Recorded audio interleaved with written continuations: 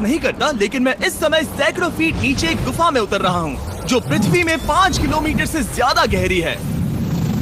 चाहे हमें ये पसंद हो या ना हो, जैसे ही मैं और मेरे दोस्त जमीन को छुएंगे, हम यहाँ फंसे रहेंगे अगले 7 दिनों तक।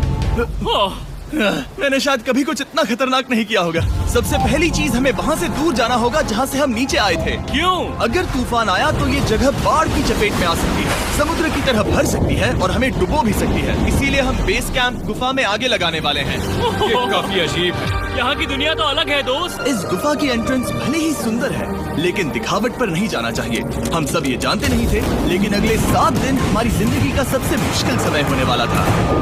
ये बहुत बुरा आइडिया था। ठीक है, कुछ घंटों में अंधेरा हो जाएगा और अगर हमारे पास कैंप नहीं होगा तो बहुत बड़ी प्रॉब्लम हो जाएगी। तुम्हें पता भी है कि तुम कहाँ जा रहे हो? हम कैंप के लिए फ्लैट जमीन ढूंढ रहे हैं। गुफा के अंदर आने पर हमें अचानक आने वाली बाढ़ से बचने के लिए ऊंचाई पर एक जगह मिली, जिसका मतलब है कि ये हमारे कैंप के लिए बिल्कुल परफेक्ट है।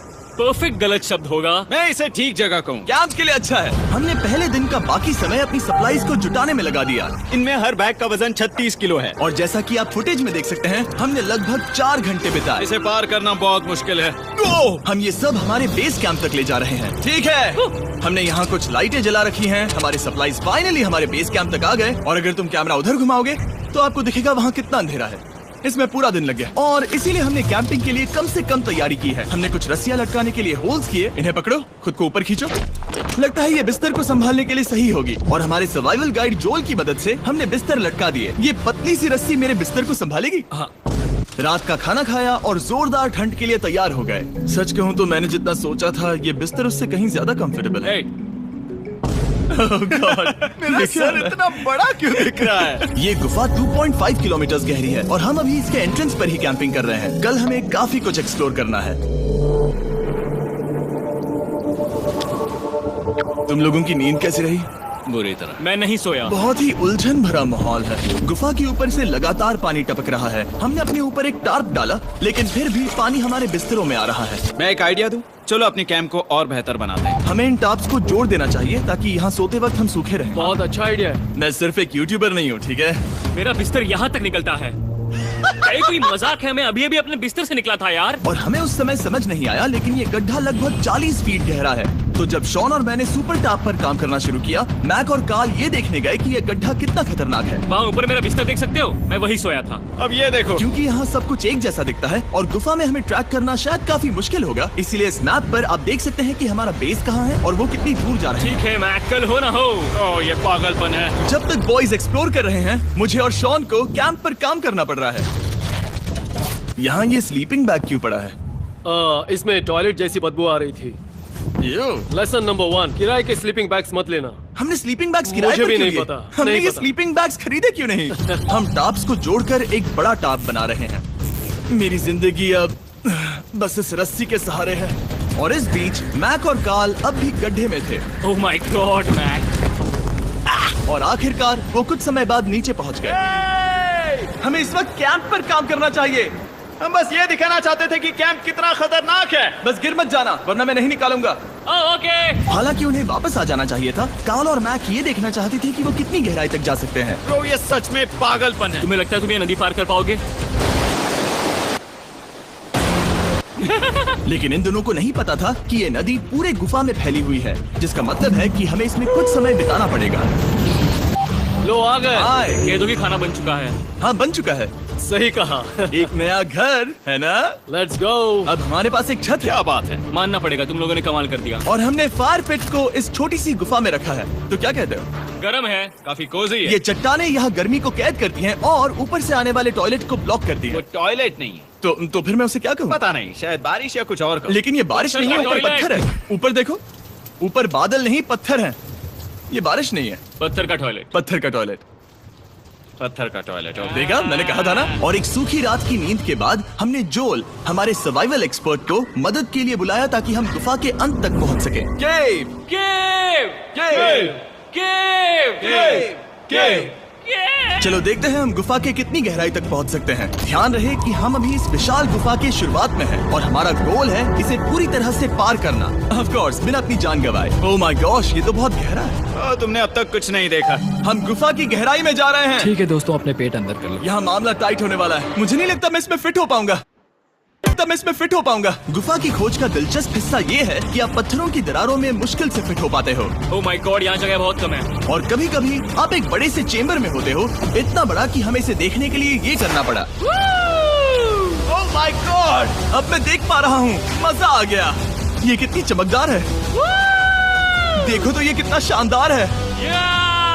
रोशनी इतनी तेज है कि मैं देख भी नहीं सकता। मैं तो अंधा हो रहा हूँ। ओ नहीं, ओ नहीं, सोचने पर लग रहा है कि शायद हमने इसका सबसे अच्छा इस्तेमाल नहीं किया। रास्ता दिखाओ। और इसी तरह हम आगे बढ़े। संभल के, यहाँ पकड़ने के लिए एक हैंडल है इधर और फिर तुम आसानी से अपने पैर को यहाँ रख सकते हो। इस हाँ, तरह? हाँ, परफेक्ट। जोल सबसे अच्छा केव गाइड।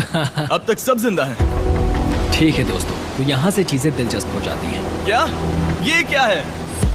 तो अब से वेट सूट पहनने होंगे, हम सब तैरने वाले हैं। कल मैक और कार्ल इसके बारे में मजाक कर रहे थे, लेकिन इस गुफा के एडवेंचर का बाकी हिस्सा एक जमा देने वाली नदी में होता है। ओह माय गॉड, ये पागलपन है। वेट सूट ही एक तरीका है जिससे हाइपोथर्मिया से बचा जा सकता है। हम ये क्यों कर रहे हैं? ये जिंदगी में एक ही बार करने मिलेगा, क्योंकि उसके बाद तुम मर जाते हो, समझे? गुफा के अंत तक पहुंचने के लिए हमें इस नदी में कूदना होगा और पत्थरों के बीच से होकर तेजी से बहती नदी को पार करना होगा और सावधानी से इनके बीच से गुजरना होगा। धीरे धीरे चलो, इससे तुम्हारे पैर पीछे जाएंगे। ठीक है, मैं नदी में जा रहा हूँ। ध्यान से लेफ्ट साइड की दीवारों को फॉलो करो। ये बहुत ठंडा है। तुम कर लोगे जिमी। पता नहीं मैं फिर डूब पाऊंगा या नहीं। जिमी, मैं चाहता हूँ कि तुम पानी से बाहर निकलो। ओह माय गॉड, इसको करना पागलपन है। ये कितना ठंडा है। क्योंकि जब आप पूरी तरह से ठंडे पानी में डूबे होते हो तो पत्थरों को पकड़ना बेहद मुश्किल हो जाता है।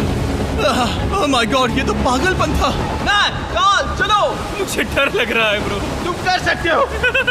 जारी रखो। देखो ये कितना मुश्किल है। हालांकि ये बड़ा मुश्किल था, पर आगे आने वाली मुश्किलों के सामने ये कुछ नहीं। हमने कर दिया। बॉय, हम 10% काम पूरा कर चुके हैं, जिसका मतलब है कि ये बस एडवेंचर की शुरुआत है और अंत तक पहुंचने के लिए अभी 2 किलोमीटर बाकी है। जैसा कि तुम देख सकते हो, इस गुफा में 24 घंटे बारिश होती रहती है, इसलिए मैं हमारे लिए एक आरामदायक जगह बना रहा हूँ ताकि हम सूखे रहें। मुझे जानना है कि अगर मैं यहाँ नहीं होता तो ये सब कैसे बन पाता। मैं दावे के साथ कह सकता हूँ वो गीले पत्थर में ही सो जाता। हमें जल्दी चलना चाहिए क्योंकि अब हमारे शरीर गीले हो चुके हैं, इसलिए तापमान तेजी से गिरने वाला है। ये इतना मुश्किल क्यों है? सबसे बुरी बात यह है कि हम जितना इस तरफ आगे बढ़ रहे हैं, हमें उतना ही वापस अपने कैंप तक जाना होगा। हमारा अगला ऑब्स्टिकल पानी से बाहर हो सकता है, पर इसका मतलब ये नहीं कि वो आसान होगा। क्या ये मकड़ी का जाल है? पर यहाँ मकड़ी है ही नहीं। इसका मतलब वो हम पर हो सकती है। तुम्हारे ऊपर है। मुझे इनसे नफरत है। ये गुफा एक मिस्टर बीस्ट वीडियो की तरह है, जितना आगे बढ़ते हो उतना मुश्किल होता है। सच कहूँ तो अगर हमारे पास जोल नहीं होता तो मैं जिंदा नहीं होता। और 3 घंटे बाद जोल के पास हमारे लिए बुरी खबर थी। पानी बहुत ऊंचा है और हमने बहुत समय बर्बाद किया है। हमें आज के लिए वापस लौटना होगा और कैंप में जाना होगा। मैं असहमत हूँ। तुम सेफ्टी एक्सपर्ट से असहमत नहीं हो सकते। फिर भी मैं असहमत हूँ। जो भी हो, हमें इनकी बात माननी होगी। हमने फिल्म बनाने और फ्लेयर के साथ खेलने में बहुत समय बर्बाद कर दिया, इस हद तक कि हमें अभी रिस्टार्ट करना होगा और इस मिशन को कल फिर से शुरू करना होगा। Hello guys and welcome back to my YouTube channel. तो आज हम डेटा टाइप के बारे में पढ़ेंगे। इससे प्रीवियस वीडियो में हमने पाइथन एक्सटेंशन को VS कोड में इंस्टॉल किया था और साथ ही साथ हमने हेलो वर्ल्ड भी प्रिंट किया हुआ था कि हम किस तरह किसी चीज़ को प्रिंट करेंगे। तो आज हम डेटा टाइप के बारे में पढ़ेंगे। तो डेटा टाइप हमारे पास नंबर में हो सकती है, टेक्स्ट में भी हो सकती है, सीक्वेंस भी हो सकता है, बूलियन टाइप भी हो सकता है। तो आज हम सिर्फ नंबर को पढ़ेंगे, जिसमें हमारे पास इंटीजर आता है, फ्लोट आता है और साथ ही साथ हमारे पास कॉम्प्लेक्स नंबर भी आ जाती हैं। तो इन तीनों को आज हम पढ़ेंगे।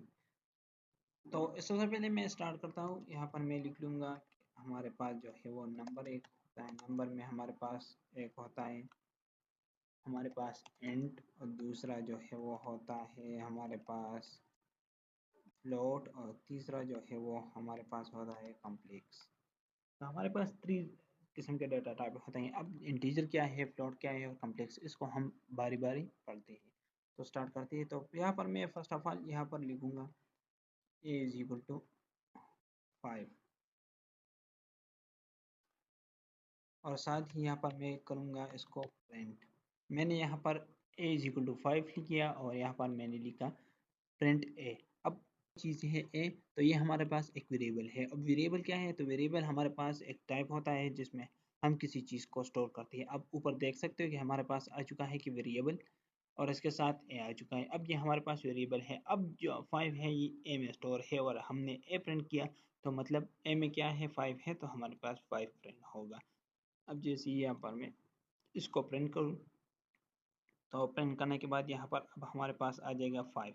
अब 5 हमारे पास आ चुका है। जिस तरह मैंने आपको बताया कि ये हमारे पास इंटीजर है। इंटीजर में जितनी भी नंबर्स हैं 1 से लेकर जहाँ तक भी है वो सब के सब जो है वो इंटीजर नंबर में आते हैं। मतलब जो भी नंबर है वो इंटीजर होता है और इसको हम इस तरह करते हैं। अब यहाँ पर मैं अगर लिखूँ प्रिंट पर मैं लिखूँ प्रिंट टाइप और मैंने यहाँ पर लिखा ए। अब मैं जैसे इसको रन करता हूँ तो यहाँ पर आ चुका है क्लास इंटीजर। मतलब ये किस क्लास से बिलोंग करते हैं, ये इंटीजर से बिलोंग करता है। जिस तरह मैंने आपको बताया कि एज 5 जो है वो नंबर है, जो भी नंबर होंगे वो हमारे पास इंटीजर में आएंगे। तो ये हमारे पास एक डेटा टाइप हो गया। इसी तरह फ्लोट भी है और कम्प्लेक्स भी है, हम इन दोनों को भी पढ़ते हैं। तो यहाँ पर मैंने लिखा प्रिंट और प्रिंट में मैंने यहाँ पर डायरेक्टली लिखा 5.5 और मैंने इसको प्रिंट कर लिया। प्रिंट करने के बाद हमारे पास जो आ चुका है वो 5.5 आ चुका है। अब ये जितनी भी डिसिमल नंबर है जिसमें भी पॉइंट आता है, जितनी नंबरों में भी पॉइंट आता है 100.0, 5.5, 20.5, जितनी भी नंबर में पॉइंट आता है तो वो हमारे पास जो होंगे वो फ्लोट नंबर होंगी। वो फ्लोट क्लास से बिलोंग करती है। अब अगर मैं इसका जो है वो टाइप प्रिंट करना चाहूँ तो यहाँ पर मैं लिख सकता हूँ टाइप और टाइप के बाद यहाँ पर मैं इसको ब्रैकेट में ऐड कर दूंगा और जैसे ही मैं इसको प्रिंट करूंगा, प्रिंट करने के बाद आप देख सकते हो कि हमारे पास दो टाइप आ चुकी है। एक आ चुका है इंटीजर जो इसका टाइप है और एक आ चुका है फ्लोट। फ्लोट मतलब ये 5.5 जो है ये एक फ्लोट नंबर है जो हमारे पास इसका टाइप जो है वो प्रिंट हो चुका है। अब मैं इसी के लिए भी इसी तरह कर सकता हूँ कि b इज इक्वल टू 10.5 और इसके बाद यहाँ पर मैं अगर प्रिंट कर लूँ b को और b के बाद यहाँ पर मैं टाइप में लिखूँ b तो अब ये हमारे पास यहाँ पर प्रिंट करेगा 10.5 के बाद हमारे पास ये आ चुका है फ्लोट। मतलब ये जितनी भी पॉइंट नंबर है तो वो हमारे पास फ्लोट नंबर में आती है और जितनी भी नंबर है वो हमारे पास आती है इंटीजर में। अब कम्प्लेक्स में क्या आती है, तो कम्प्लेक्स में जिस तरह हमने 9th क्लास में मैथ्स में पढ़ा था कि एक इमेजिनरी पार्ट होता है और एक रियल, तो इसी तरह भी इन दोनों का कम्बिनेशन होता है तो इसको हम कम्प्लेक्स कहते हैं। कम्प्लेक्स की बात करें तो यहाँ पर मैं लिखूंगा 5 c इज इक्वल टू 5 और 5 के बाद यहाँ पर 2 लिख लेता हूँ। जो भी आप लिखना चाहते हो वो लिख सकते हो और इसके साथ अयोटा होगा तो अयोटा के लिए हम यहाँ पर जे यूज़ करेंगे। मैंने यहाँ पर जे लगा लिया और जैसे ही मैं इसको प्रिंट करूँगा तो प्रिंट करने के बाद यहाँ पर हमारे पास ये प्रिंट हो जाएगा। जिस तरह आप देख सकते हो कि हमारे पास प्रिंट हो चुका है। अभी मैं इसको क्लियर कर लेता हूँ और इसके बाद जैसे ही यहाँ पर मैं प्रिंट लिखूंगा और प्रिंट में यहाँ पर मैं टाइप कर दूंगा हमारे पास जो टाइप है इसका, तो टाइप में हमारे पास अब मैं यहाँ पर सी प्रिंट करना चाहता हूँ। जैसे ही मैंने सी यहाँ पर लिखा और यहाँ पर आ भी चुका है, आप देख सकते हो कि ये वेरिएबल है और सी का जो टाइप है वो कम्प्लेक्स है। मैं जैसे ही इसको प्रिंट करना चाहूँ तो यहाँ पर आप देख सकते हो कि इसका जो क्लास है वो कम्प्लेक्स क्लास है। तो ये हमारे पास 3 डेटा टाइप हो गई जो हम नंबर में आ जाते हैं। नंबर में हमारे पास 3 किस्म के डेटा टाइप हैं, एक इंटीजर है, एक फ्लोट है, एक कम्प्लेक्स है। इंटीजर हम जितने भी नंबर है उसको हम इंटीजर कहते हैं। जितनी भी नंबर है वो सब के सब हमारे पास इंटीजर है और जितनी भी नंबर है जिसमें पॉइंट आता है तो वो हमारे पास फ्लोट नंबर हो गई और इसके साथ साथ जितने भी नंबर है जिसमें रियल और इमेजिनरी का कंसेप्ट आ जाता है तो वो हमारे पास कम्प्लेक्स डेटा टाइप में चले जाते हैं। अब यहाँ पर अगर आप देख लो तो यहाँ पर मैंने कुछ नहीं लिखा। अगर आप सी प्लस की बात करो, सी की, जावा की, तो यहाँ पर इसके साथ हम लगा लेते हैं कि int A is equal to 5। लेकिन जावा सॉरी पाइथन में ये कंसेप्ट नहीं है। पाइथन में सिर्फ यहाँ पर हम लिख लेते हैं कि A is equal to 5, B is equal to 10.5। ये खुद बहुत डिटेक्ट कर देता है कि ये फ्लोट नंबर है या ये इंटीजर नंबर है या कम्प्लेक्स नंबर है। तो ये हमारे पास आज जो हमने पढ़ा वो नंबर के बारे में पढ़ा। नेक्स्ट वीडियो में हम टेक्स्ट और सीक्वेंस के बारे में पढ़ेंगे। तो टेक्स्ट में हमारे पास स्ट्रिंग और सब कुछ आ जाएगा और सीक्वेंस में हमारे पास जितनी भी डेटा सीक्वेंस के टाइप है वो आ जाएंगे। तो नेक्स्ट वीडियो में हम इसको पढ़ेंगे। अगर आज की वीडियो में कोई भी क्वेश्चन हो तो कमेंट सेक्शन में बताएंगे। अगर वीडियो अच्छी लगी तो लाइक करना, चैनल को सब्सक्राइब कर लेना। मिलते हैं नेक्स्ट वीडियो में।